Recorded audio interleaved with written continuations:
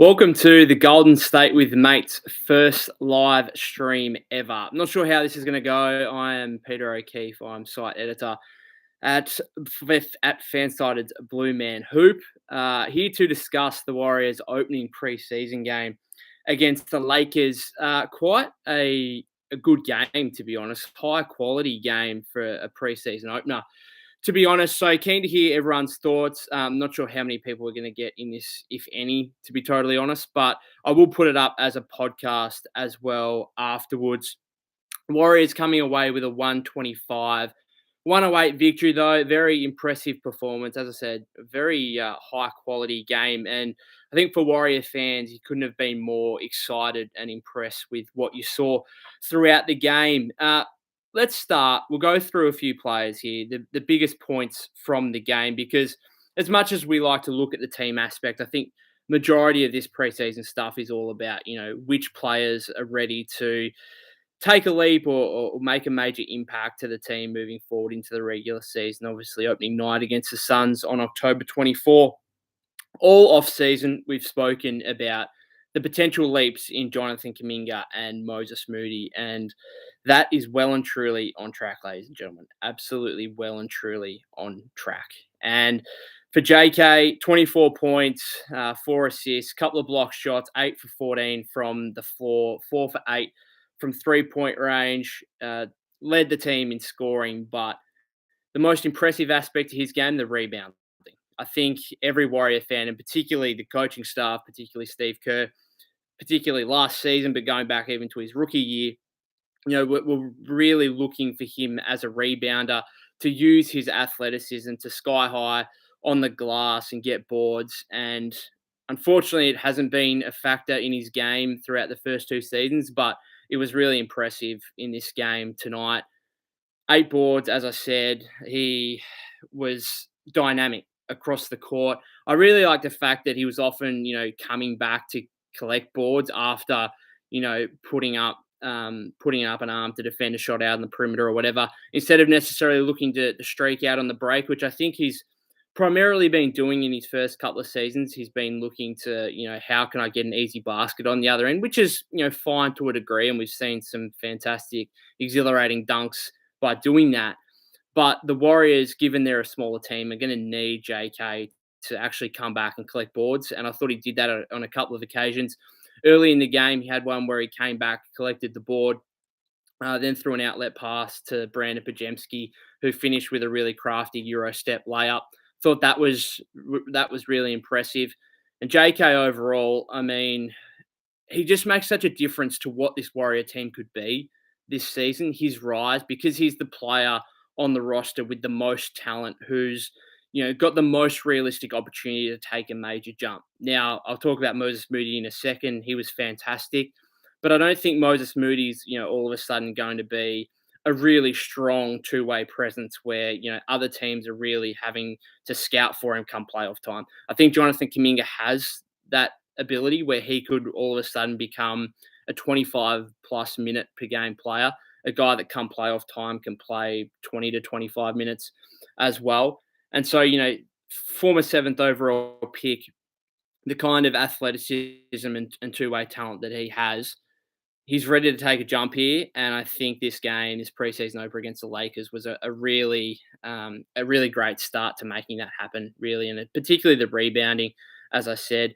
The shooting is a weird part for me, if I'm being honest, because he shot 4 for 8 from deep, and it shouldn't necessarily be a surprise because he shot 37% from deep last season. I just still think that Steve, after the game, is going to be looking at him and thinking, am I sure that...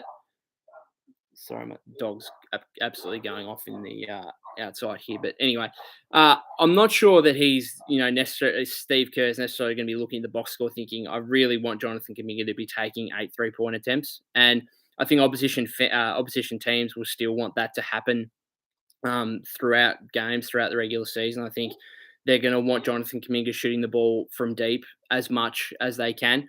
And I'm still, he steps into them and he steps into them confidently. There's little doubt about that. But I still think at times there are moments where it's like, hey, just blow by your defender. You've got the speed, you've got the athleticism, you've got the size to power through and get to the rim. He had one in the third quarter where it was it was a set shot, and he waited and waited to the point where Christian Wood actually got out to him and blocked his 3-point attempt. And I think Fitz on the broadcast or someone said that, hey, that's a blow by. If Christian Wood's going to come out to you like that, that's a blow by and get to the rim rather than settle for the 3-point attempt, which eventually gets blocked. But aside from that, JK, you couldn't have been more excited. The turnovers, the turnover issues early, there were a couple there that I don't think were actually his fault. I mean, the funniest one was the Steph one. When he got the ball under the rim, Steph was standing up on the sideline. Now, yes, he had a couple of towels on him, but it legitimately, in that split second that JK has under the basket, he would have easily thought that, hey, Steph's in the game and he's wide open. And in that position, Steph Curry's open, you give him the ball, right? And so I actually don't blame him for that one. I blame Steph for that one. If I'm Steph, like, sit down, mate. Just sit down. You don't need to be up in that scenario. I don't think he was. I don't think he was actually looking to come back in the game at all. So I'm just me and you, bro. I appreciate that, Jordan. I appreciate that. I'll get to the comments as they come through here.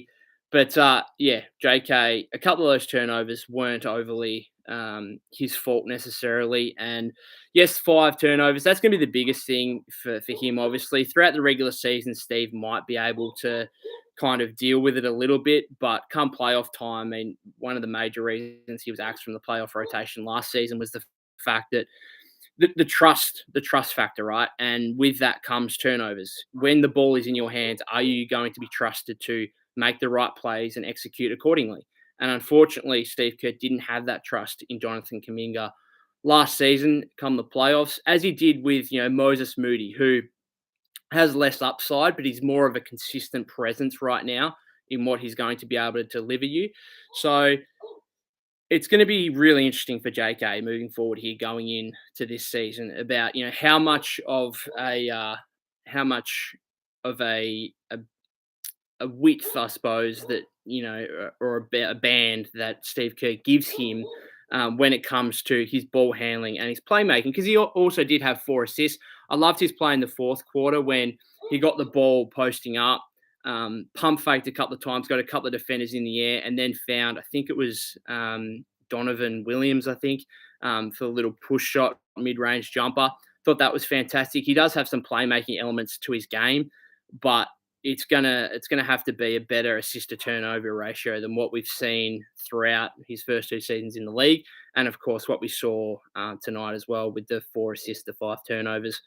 It'll be a wait and see, but absolutely an exciting and the most impressive factor from the Warriors game tonight, you would suggest. Moses Moody, 15 points, 5 rebounds. I've been a little bit critical of Moses, particularly going back to last regular season, of what does he actually do out there? Like, what does he do? And oftentimes I find, he's not aggressive enough. He's too passive. He's too indecisive. And as a result, you don't get enough impact from Moses Moody. And you can see him out there for 10 minutes and you actually ask yourself, what is he doing out there that's impactful to winning basketball? What I saw in this game against the Lakers to open up, a guy that was really authoritative, who knew what he wanted to do every time he got the ball. Obviously, in the Warriors system, we talk about split-second decisions. It's either shoot or pass the ball on. And I thought for Moses Moody, he did that really well. 6 3-point attempts, wasn't afraid to put the ball up. There was a couple of times where he maybe forced the issue fractionally, but given what I've seen from him in the first couple of seasons, I'd rather him force things than actually be too passive kind of thing. So I thought a pretty impressive display from him. Defensively, maybe there's a couple of moments. There was one early where I think Dario Saric actually gave up the and one to D'Angelo Russell on a layup, but Russell kind of shifted by Moody a little bit too easily, I thought, and that's going to be the big thing for Moses. His last season, part of his issues were the fact that he just couldn't keep opposition ball handlers in front of him. And that one there, I was a little bit concerned with, simply because there wasn't actually any pick set at all. It was kind of him trying to funnel Russell into Surridge a little bit, but it just wasn't the right play. And the shiftiness of D'Angelo Russell, he can beat a lot of guys off the dribble, no doubt. But I thought Moses could have done a little bit more there in a play that really resulted as a bad-looking play for Dario Saric, who gave up the and one. But I thought that was, just as much Moses Moody's fault as Dario's. So the defensive end is going to be interesting. Again, he was another, and I'll talk about this more from a team aspect in a minute, but his work on the boards, 5 rebounds for Moses Moody. He's kind of quietly athletic. Like, he has some hops going to the rim. I mean, we talk about the kind of perimeter defense and maybe some lack of lateral quickness there. But in terms of just hops, particularly off 2 feet, he's got something there. We've seen it a lot of that in terms of, getting to the rim and trying to dunk. We saw him try to dunk over Christian Wood during the third quarter, which was fantastic. I mean, he missed it, he blew it. But the fact that he's got the confidence to even try that, and why not in a preseason game, right? Like, why not? So I thought I was happy with that. But yeah, some of the rebounding work, some of the finishing at the rim, just kind of, quiet athleticism in terms of being able to get up off 2 feet. The other one who, the other youngster who was most impressive was Brandon Pajemski, right? This was a better game from Podz and his team high 26 minutes than we saw at any stage throughout Summer League. And we saw some nice moments from him during Summer League, but it was a little bit shaky here and there, particularly with the 3-point shot. He only took 1 shot from deep today, made it as well. But his kind of calmness as a ball handler, his stability, really composed, particularly in the pick and roll. Defensively, he can make plays. Obviously, he's not the most athletically gifted player in the world, but he knows where to be. Drew a charge in the first half. This was a really exciting display, and I tweeted out earlier, I said, Corey Joseph may just want to rest his back for, a little bit longer, to be honest, because if Brandon Pajemski is going to come in and show that kind of ability as a kind of third string point guard behind Steph Curry and Chris Paul, like, is there some minutes available for him here? Like, is there a chance? I still doubt it, but from what we saw in this first preseason display, you're not necessarily gonna be terrified as a fan if he has to come in and play, 3 or 4 minutes each half against the Suns on opening night. Again, I doubt it. It's only 1 game. We can't buy too much into it, but this was so much more impressive than what we saw during Summer League. So he's got an ability to impact the game in a multitude of ways, and that's always helpful for a coach. When you're trying to collaborate different lineups and different units, to be able to throw someone out there who can work as a ball handler, who in college at least, we didn't see it as much today or tonight, obviously, because he was on the ball mostly, but he did show in college that he can be an off-ball catch and shoot threat. And then defensively, the ability to be in the right position at different times. I thought he was really impressive. And as I said, just so much better than what we saw at any point during Summer League. I just wanted to talk about the bench unit for a little bit. That's probably my biggest takeaway from this, simply because, the Warriors' bench issues to start last season were obviously huge. The kind of lineup of Jordan Poole, there was Moody, there was Kuminga, there was Wiseman, there was JaMychal Green, kind of all these players floating through, none of which really made sense as a collaborative 5-man unit. And that was kind of the biggest issue in the Warriors' early season form. Obviously, began 3-7 through 10 games. So that's a big point of emphasis. And I think this Warrior second unit, this bench unit, is going to be so much better prepared and fits so much better than what we saw at this stage 12 months ago. So to have, your youngsters, Pajemski, Moody, Kuminga out there all at once. The thing is now that, this bench unit is going to go as far as, Moses Moody, in particular, Jonathan Kuminga, can take it. Because if JK all of a sudden rises into a serious, 25-plus minute player, then this bench unit is going to look totally different again. But I just wanted to point out Dario Saric as well, because he kind of provides that stability, that kind of veteran presence that is going to be so valuable. And then, as good as Podz was, come the regular season, we're going to see, mostly that be Chris Paul in Podz' place rather than him, right? So you add Chris Paul to that mix, add that to the kind of veteran leadership, the stability that Dario Saric provided. I thought Dario did a fantastic job of picking his moments to either shoot the ball or to pass. Anthony Davis was on the floor for a few of his minutes in the first half. You know, noticing when AD was slacking off and shooting the three, made two triples, and then obviously being kind of the hub of the Warrior offense and being able to pick out passes, cutters to the rim. It's a player that we've seen just Dario, and I've compared Dario to the likes of Nemanja Bjelica and Otto Porter Jr. I actually think he's kind of his own man in that regard. Like, I don't think he's quite the same as either of those two players. There's probably elements of both those players in what Dario does. I think the whole point is, and why Steve has compared Dario to Nemanja Bjelica and Otto Porter Jr. is simply the fact that he's a 3-point shooting big man, but that's a pretty simplistic way to look at it. Let's be honest. And I just was really impressed with his ability to do a multitude of things offensively, which is what we're going to see from him.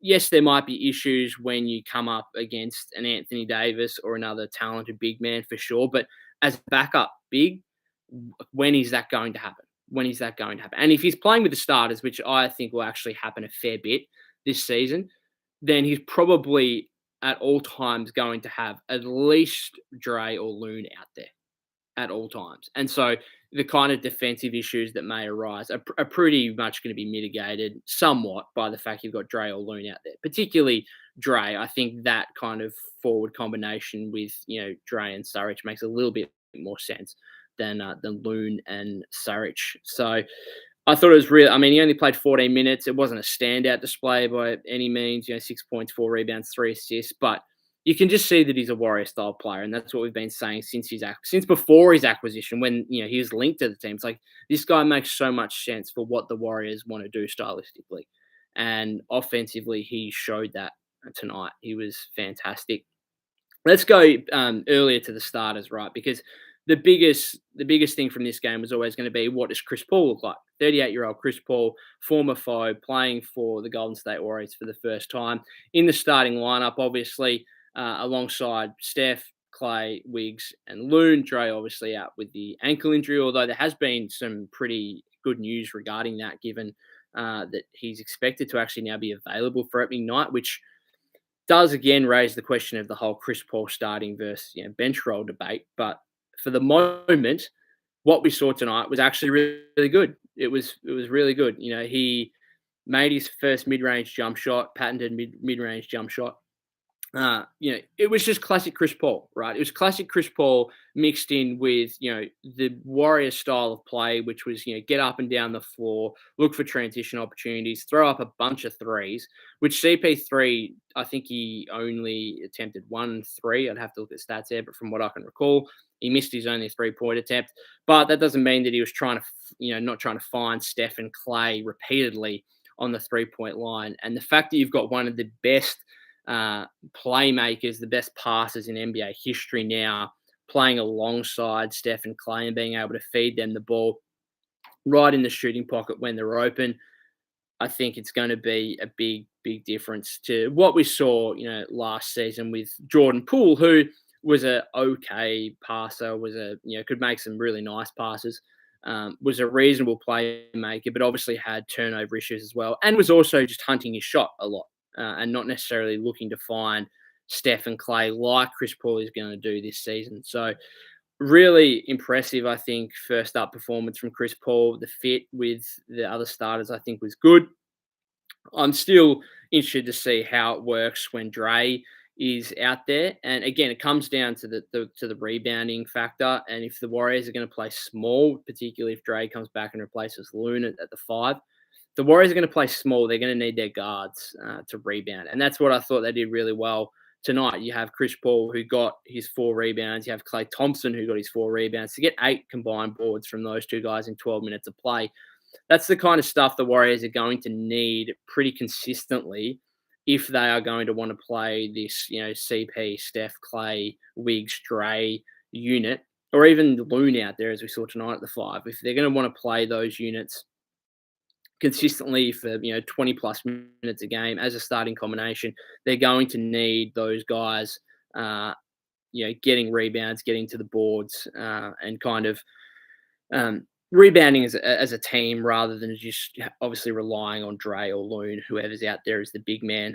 Klay Thompson certainly wasn't shy, as he has never been, but I mean, the shot selection with Clay is often an interesting point, right? It's like if he gets hot, then he gets that greenest of green lights, and you kind of allow him to do whatever he likes. Once he starts missing a few, it gets incredibly frustrating if he keeps trying to jack shots as if he's trying to kind of find a rhythm, when really he's just putting a detriment on the team. He put up 7 threes in the first 12 minutes today, so. Probably too much for me. There are a couple there where I would have liked him to not necessarily take them. It was a bit. There's another one where he actually pump faked nicely. I think he went around Anthony Davis and then got to the rim and tried to pass it off. I think it was Loon under the rim, and he turned the ball over, and he could have just made a layup. He flat out could have made a layup. So I thought that was really quite strange. The fact that he's happy to take all these 3-point attempts, often which when they're contested. And then he actually blows by AD on a nice pump fake and then gets to the rim and tries to pass it off rather than taking the layup. So the shot selection thing with Klay Thompson is always fascinating. It's always going to kind of vary game to game depending on how he's playing, because obviously if the shot's falling, as I said, he gets the greenest of green lights and he can take as many attempts as he wants. And Steve's probably not going to get frustrated, and the fans probably aren't going to get frustrated. But as soon as he starts missing a few in a row, it's like, all right, Klay, just chill for a second. And Klay Thompson's my favorite player, right? I love that guy. But there are times where it gets incredibly frustrating with his kind of shot selection. But it's, it goes from a game by game basis. And we know with Klay, he can go a week shooting the ball poorly, and then he can just explode out of it and, drop 40 and drop 10 threes, and everything's okay again. So it was a tough display to kind of evaluate, because he only went 2 for 7 from 2 for 8 from the floor and 2 for 7 from 3-point range. But I thought just physically, athletically, I think most Warrior fans would look at that performance and think that Klay looked really good, and he looks in much better shape than he did 12 months ago when he didn't play in any preseason games, practically because he was scared of playing during the off season, which was fair enough given the previous off season. He had the Achilles issue and obviously the 2 major injuries he was coming off. So I thought not a great night for him box score wise, but athletically he looked really good, and that included the rebounding with the 4 boards. Like, he was really hunting rebounds, and again, him, Chris Paul, Steph Curry, if they can just average 4 to 5 boards each almost over a game, I think that's going to go a long way to the Warriors being effective, being successful, and obviously the smaller ball units being effective and successful as well. A couple of other takes from me. Trace Jackson-Davis, we saw the kind of first little bit of glimpses from him. Didn't do a whole lot. Had a nice pass for a Jerome Robinson assist in the 3rd or 4th quarter, one of the two. Couple of block shots, which was impressive. A couple of nice bits of defensive plays from the weak side. Obviously, 6'8", matching up against Christian Wood in the 3rd quarter, it was always going to be fairly tough for him. There's little doubt about that. But I actually thought he battled pretty well, and he probably got unlucky on a few where Christian Wood's talent just took over. I did think that maybe there are a couple of buckets there where the Christian Wood's height and length and ability just to shoot over Trace Jackson-Davis was a slight concern, right? The fact that he's got all these defensive instincts, but he is only 6'8", and so if he comes up against the monsters, then he's really going to have to do his work early, which is something Dre does really well. When you see in the past Dre guard the likes of Nikola Jokic, Joel Embiid, guys that are genuine 7'1" guys who he's giving up 5-6 inches to. you got to do your work early, because if you let the guy get close enough to the basket, they can ultimately just shoot over the top of you, right?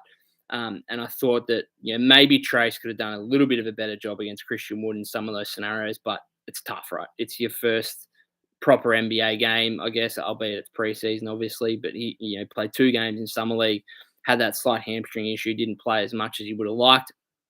Uh, it's going to be tough against Christian Wood, who's a talented offensive player, right? He is. And I thought he battled well. But again, the 6'8" height just could be a little bit of an issue, I suppose, going against the guys with real height and length who can ultimately just shoot over the top of you.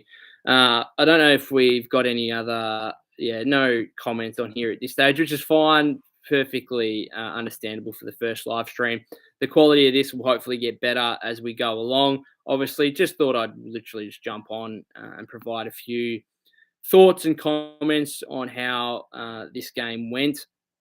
As I said to begin with, I thought it was a really impressive, strong display from particularly the Warriors, but I thought that the quality of the game was really good as it was. It's actually saying the chat is disconnected. Please wait while we try to reconnect you.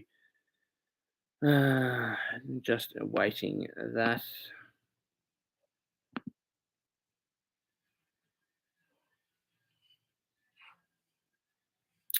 Doesn't seem like the chat wants to refresh for some reason. Well, now it's saying successfully connected. Yeah, I don't know. As I said, I've never done this before, so it's going to take a little bit of a while to get used to. Obviously, once I put this on podcast, maybe people will listen back to it and come and join, particularly when the regular season gets up and running. Probably won't be a game by game thing necessarily. It won't be a all 82 kind of thing. Obviously, I'll have life stuff going on and whatnot. If you don't know, I'm in Australia, so right now it's 3:13 p.m. in the afternoon. Perfect time for games, really. So obviously for you guys in America, it's gone past 10 p.m. now, or close to 9 p.m. For those on the West Coast. So yeah, it's obviously a bit of a time difference, but it's good for me to be able to come on here late on an afternoon, I suppose, or mid afternoon, and talk Warriors basketball.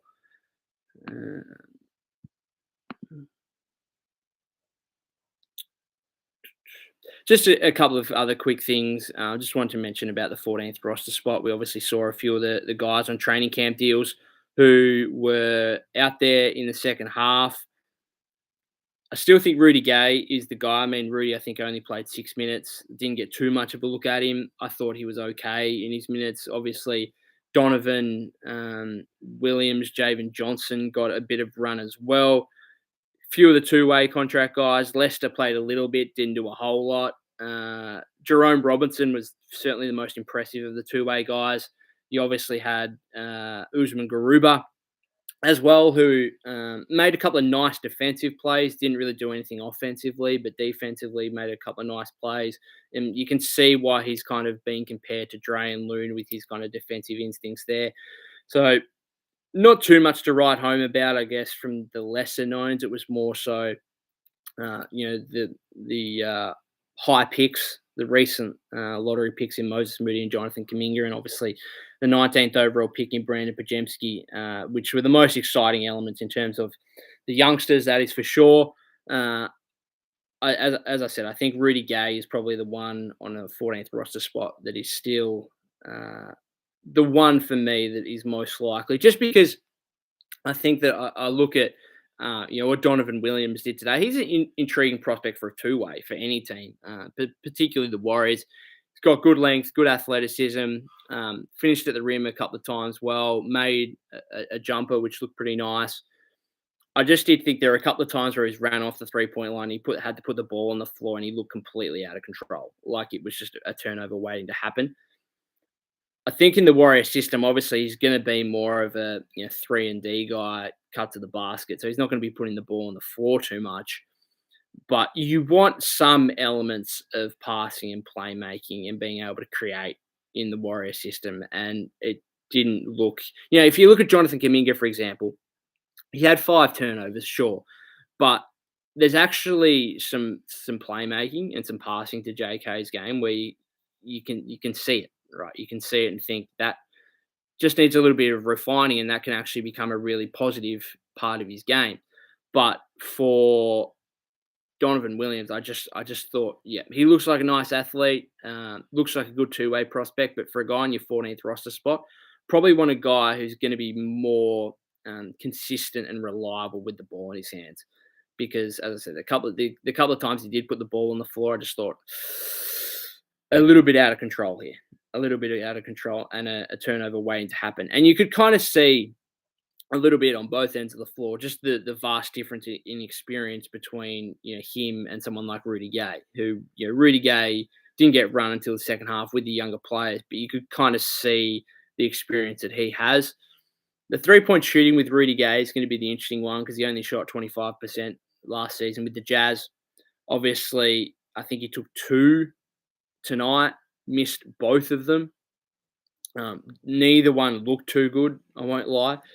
But he's got some savviness about him, right? He made a mid-range jumper, and then he made a little turnaround banker where he felt the contact when he was really looking to pass the ball, felt the contact, then kind of spun in the air, made a little banker off the glass for an and one.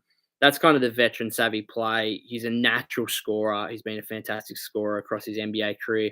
So there's kind of those elements there where you think, yeah, this is the guy the Warriors probably want and probably need on their roster at the 14th spot, rather than a young guy who is going to bring you some inconsistency. Timothy Santiago, a win is a win, absolutely. And I'm actually an advocate for preseason wins. I actually am, because I go back to 2 seasons ago where the Warriors were 5-0 in preseason, coming off a year obviously where they lost to the Lakers and then the Grizzlies in the play-in tournament, and they were 5-0. They started the regular season against the Lakers at Crypto.com Arena, and I remember, now maybe there's a little bit of fan bias going on in here. I remember betting on the Warriors in that opening night game because I thought they've just gone 5-0 in preseason. The Lakers went 0-6. You have to take some of that into account. And the Lakers were favorites for that game. Yes, they were at home, but the Warriors came out, I think, got a 14-point win. No, maybe it wasn't that much. They got a comfortable-ish win, though, and looked really good. The Lakers obviously trying to integrate the likes of Russell Westbrook, Carmelo Anthony at that point. Looked a bit sluggish. They were old.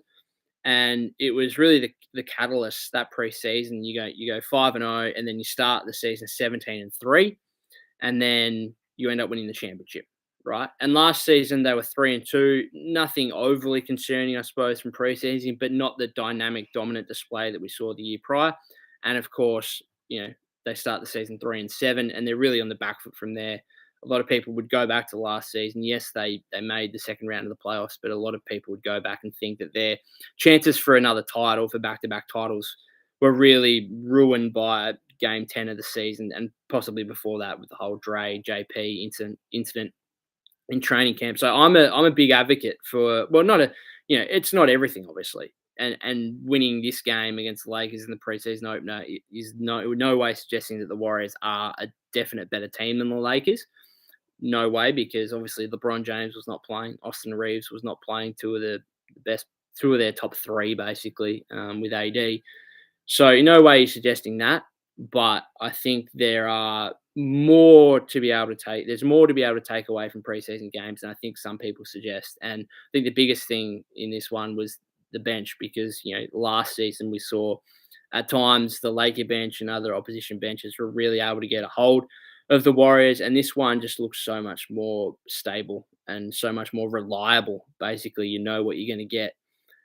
The X factors are obviously going to be Moody and Kuminga, and their performances as young players will vary up and down. There's little doubt about that, but they are ready to become more consistent players to take a greater role.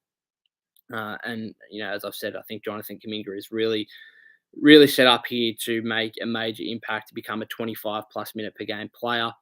And Timothy, I'm happy and not to worry about the Lakers. Not sure what you necessarily mean about that second comment, but you're happy with a Warrior win. And I've had a bit of a look through Twitter, and I think Warrior fans are quite rightly excited and are happy with what they saw. I just thought every player on the roster really played their role. I don't think there was any real major negatives, and if they were, it was guys on training camp deals that aren't going to be part of the main roster anyway. There were certain moments, certain plays that it's going to have to be ironed out. Right, the JK 5 turnovers is somewhat of a concern, but when you balance that with his 24 points and his 4 assists and his 8 rebounds, his 4 for 8 3-point shooting, I mean, there's so much more good stuff than there was bad stuff. And it's the first preseason game, so there are going to be slight issues. We're not playing championship winning basketball right now, are we? So I thought it was a really fantastic display. I know Warrior fans. Timothy says, I was saying I have high hopes for this team. So do I. And Joe Lacob said it on the broadcast after in the second quarter, I think it was. He said I'm paraphrasing him. I'm not sure exactly what he said, but he said something like, there's a special feeling about this group and what we could achieve this season. And this team is certainly much more better placed to win a championship than what we saw last season. Because last season, let's be honest, they were still, the franchise, Bob Myers as the general manager, Joe Lacob as the owner, was still trying to balance the two timeline approach, right? They had a second unit that included, a 23-year-old Jordan Poole, who, yes, had just got a massive extension, but is still, was coming into his fourth year, still a young player. A second year Moses Moody, a second year Jonathan Kuminga, a third year James Wiseman, who was really a second year, if not a rookie, really, based on his experience. He missed all of his second year through injury. A JaMychal Green, who, was never really a Warrior fit as such. And just not enough veteran, leadership and experience outside of, the main core of Steph and Clay and Dre and Loon and Wiggs. Coming off the bench, where was the experience, right? I mean, Iggy was there, but Iggy was like never really playing. GP2 came into the fold late.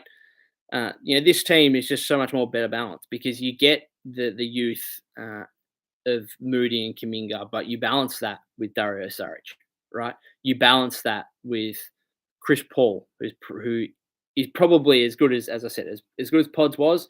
He's probably not playing come the regular season. It's going to be Chris Paul, starting or not. It's going to be Chris Paul running that second unit alongside Moody, alongside Kuminga, Saric, Gary Payton II. Corey Joseph comes back into the fold as well. And then we'll see what happens with this 14th roster spot. Maybe it goes to the 37-year-old Rudy Gay. It's going to be a long season, and that's going to be the biggest issue for the Warriors is can these old guys, let's be honest, Chris Paul's 38, Rudy Gay's 37, Steph Curry's 35. Can they, get up on a nightly basis? It's going to be early in the season when you're coming up, in big games, opening night against the Phoenix Suns. It's going to be easy for the veteran core to get up for that. It's going to be, the weary down nights, Tuesday night in Charlotte. Are you going to get up and perform for that game? And that's where the likes of Moody and Kuminga are going to be really important to kind of add to the enthusiasm and vibrancy of this team around the older veteran core. But yeah, I think a really good first up performance. Timothy says Wiggins, Steph, and Clay were struggling tonight. I hope they'll be fine by the time the regular season comes around. Look, the veteran players are the last people that you should be worried about in preseason games. And I think the biggest thing for this one, the biggest thing from the entirety of preseason is always going to be about the young guys and what jump and leap they're about to make here. And that's why the JK and the Moody and the Podz minutes were so fantastic and the biggest elements to take away from this game because Andrew Wiggins, Steph Curry, Klay Thompson, they're experienced players. They've been around the block plenty of times. Do they overly care about preseason basketball? Probably not. They might have cared a little bit more about this one because obviously you're trying to integrate Chris Paul into the mix. But they're the last guys that you kind of would be concerned about, honestly. So no issues there. Steph made his couple of threes. I did actually want to kind of reiterate a point that if you haven't checked out my recent podcast with Griffin Gamble, go and check it out. I asked Griffin who he's going to be most excited to watch play this season. And I think everyone's kind of said, Jonathan Kuminga, because we're waiting to see what kind of leap, what kind of jump he can make this season. But he actually kind of jokingly said Steph Curry, which shouldn't actually be a joke because, as Griffin said in the podcast, we shouldn't take for granted watching Steph Curry play. We should not take it for granted whatsoever. And so preseason basketball, no worries about him whatsoever. But just to appreciate Steph Curry being back on an NBA floor, regardless of how he's shooting the ball, to have that after nearly 5 months without Warrior basketball, without watching Steph Curry play. He's 35 now. He's entering year 15. We've just got to kind of appreciate this greatness while it's here. It's super special. And the Warriors, looking for the fifth championship here in the last decade. And as I've said, in a much better place here, in a much better position to hopefully attack that, to get a good seeding. The battle in the West is certainly a lot hotter than what it's been in previous seasons. I think there's 10, 11 teams that are more than capable of making the playoffs. And probably 10 or 11 teams that really fancy themselves as a top 4 or 5 seed. Obviously, the Nuggets deserve to be the hot favourites after winning the championships. After winning the championship, that's fine. But Warriors, Lakers, Clippers, all those teams, Mavericks, Timberwolves, Oklahoma City Thunder, I think, a supremely talented young team. So many teams that have a genuine and realistic shout of being a top 4 or 5 seed. So cannot wait for this NBA season, but a really strong start for the Warriors. I'll give it another. It's 3:28. I'll give it 2 minutes. See if any other comments come through that I'd be happy to respond to. But if not, I'll finish it up there. It's been going for over 40 minutes. As I said in the beginning, it's going to be kind of a development project here, getting this thing going.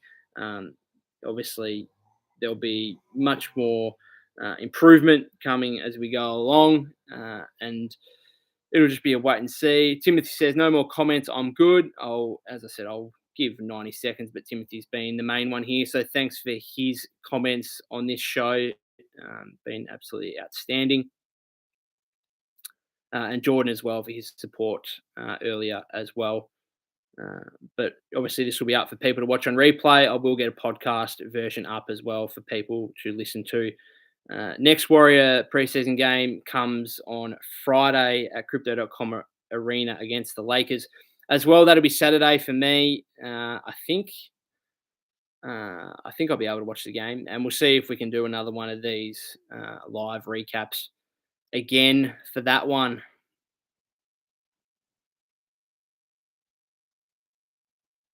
I think we'll finish it up about there. Again, thanks for people that did tune in, or if you're listening to this, if you're listening back to this on the podcast or watching this back, come join me on the next live recap. I'll give hopefully a little bit more notice next time. I kind of just tweeted out that I'd be on in 5 minutes last time. I'll probably say before the game actually starts whether or not I'll do a live recap. In the meantime, you can follow me at POC252 on Twitter, POK252. And of course, you can follow all my work, daily content on Blue Man Hoop. Other than that, guys, we'll see you next time. And what a fantastic start for the Warriors and their preseason campaign, their overall campaign, looking for a fifth championship in the last decade. Cheers.